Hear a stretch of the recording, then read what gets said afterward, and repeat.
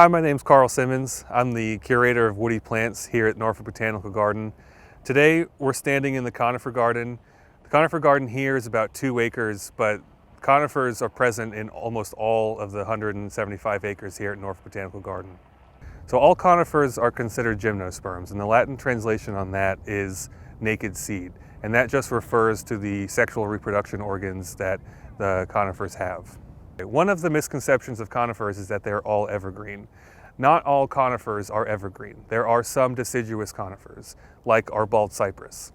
The Conifer Garden here at Norfolk Botanical is considered a reference garden for the American Conifer Society. So a reference garden is useful to the public because sometimes you're going into the big box stores and you see a conifer and you have no idea how big it's going to be. A reference garden is going to be an area where you can go and see the mature form of those particular conifers. So over my shoulder here is a Chinese coffin tree.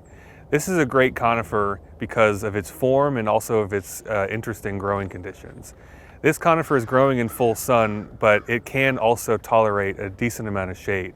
We have another Chinese coffin tree growing in a different part of the garden in very heavy shade, and they look almost equally as beautiful. This is fairly rare for conifers because most conifers need full sun to grow. So I'm standing in front of our China fir. This is one of the biggest conifers that we have. It's actually Cunninghamia lanceolata glauca. That's the cultivar. Normal China firs are greenish, like a kind of a light green. This one is blue, almost, very sky blue like. It's a beautiful conifer. They can get up to 70 feet tall and have really great dramatic form. Some consider this tree to be slightly messy because periodically it will shed some of its needles and be kind of a nightmare to clean up. But it is a beautiful tree to have sort of kind of in your back 40 and is a really good dramatic backdrop. So one of my favorite types of conifers are the Kryptomeria. Kryptomeria japonica comes in so many different shapes and sizes and forms and colors. It's really one of the most diverse genuses of conifers that grow well here.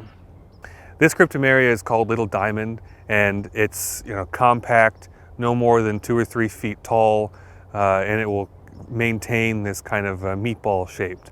But I mean, Kryptomerias can range from 80-foot trees to a ground cover, melting pancake-like, to unbelievably weird Tim Burton-esque creatures. Another good quality about the Kryptomeria is that they can also tolerate some shade, which is rare for conifers. So I'm standing in front of another Kryptomeria here. This one's obviously more of a tree form. The cultivar of this one is Sikan Shugi. This cultivar of Kryptomeria is grown for its lighter shade of green, and it's also topping out at maybe 30 to 40 feet. Opposed to the straight species Kryptomeria that's growing behind it. Now this is a Kryptomeria japonica, and it is how it would be growing in Japan.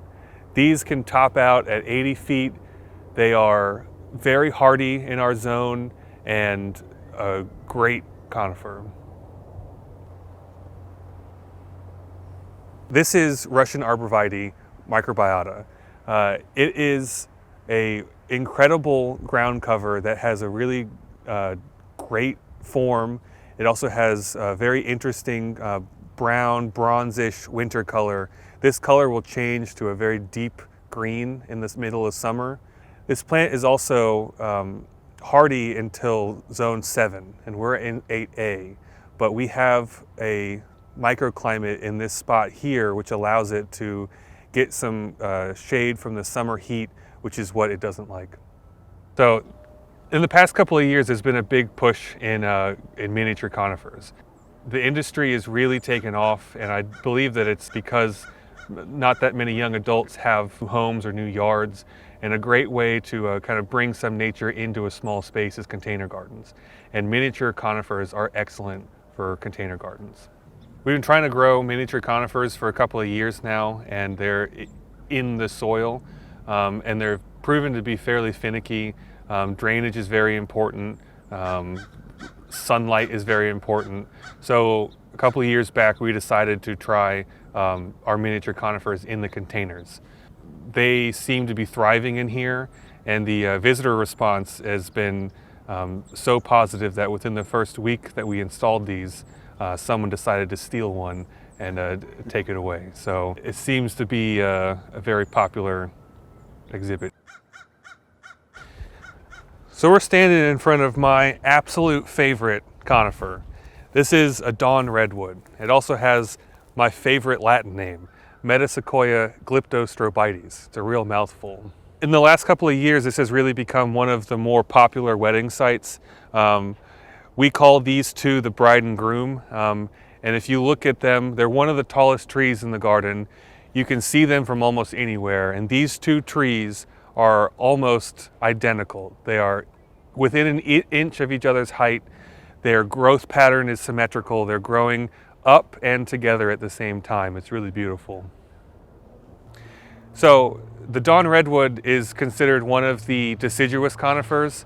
There aren't many that are in that group, but bald cypress is another deciduous conifer. The dawn redwood is one. Larches are another, but many larches don't grow well in our climate. But this is one of the most beautiful trees, especially in the middle of summer when it's leafed out, and it's just a beautiful looking tree. So I'm standing underneath a magnificent coast redwood. These trees can be up to 100 feet tall, and they really can thrive in our environment here in Virginia. Unfortunately, because they can grow so fast, they are considered to be fairly weak wooded here. I'm standing underneath what was the Virginia State Champion tree, but unfortunately a few years back a storm came through and blew out the top of this thing, so it's no longer the state champion. But it's still a beautiful tree and a beautiful conifer here at Norfolk Botanical.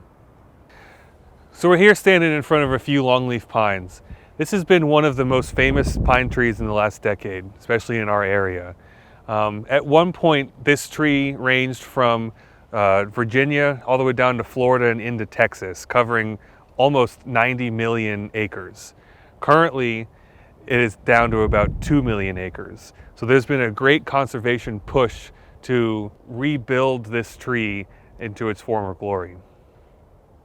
So this tree was predominantly wiped out for its lumber because it has very straight trunks, and also for its sap to make pitch and turpentine. So the growth habit on this guy is very unique. When they start out as seedlings, they enter in a stage called the grass stage, which they're in for about 3 to 4 years. And it looks like it's just a tiny little tuft of pine needle grass. Eventually it'll start bolting up. They turn into a very awkward teenage growth stage, what we know as the cousin it stage from the Addams family. It looks almost exactly like that, where it's about 4 to 5 feet tall, very shaggy, and just full of these long 15-inch pine needles just kind of draping over it. Eventually it'll get out of that stage and see what you're looking at now, which is it's starting to get its tree form. These trees will get 60, 80 feet tall in their natural environment. Here we have 2 Loblolly Pines. The Loblolly Pine is one of the most abundant evergreen conifers here in Norfolk Botanical. If you were to take a satellite image of Norfolk Botanical in the winter, 80% of that green material is going to be the Loblolly Pine. They're very tolerant of our growing conditions here in Virginia. They have no problem with our very hot, humid summers, and they have no problem with our winters here either. One of the best identification characteristics for a Loblolly pine is its very straight trunk, and also its bark, which is very characteristic of an alligator. They're very fast growing as well. So here we have the bald cypress. This is a native conifer here in Virginia, and it's also